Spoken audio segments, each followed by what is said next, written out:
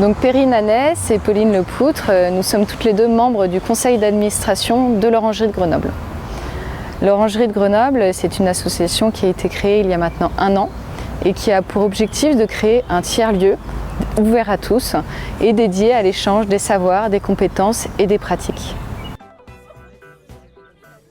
Alors un tiers-lieu, ce n'est pas la maison, ce n'est pas le lieu de travail, c'est du coup un 3e lieu qui est vraiment dédié à faire en sorte que les citoyens se rencontrent et puissent avoir un lieu où échanger et partager ensemble. Alors la Grande Orangerie, c'est le bâtiment que vous voyez derrière nous, qui se situe juste à côté de l'Hôtel de Ville de Grenoble et qui a été construit en 1895.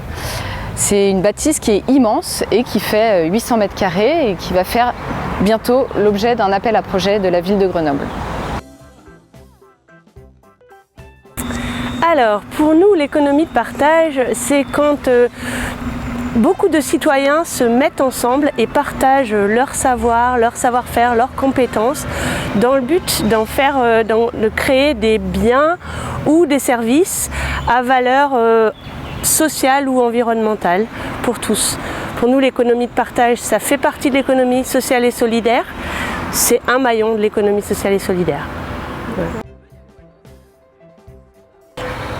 Alors, Grenoble et ses citoyens ont été plutôt des précurseurs de l'économie de partage depuis longtemps, à travers le fait de soutenir en général ces mouvements citoyens.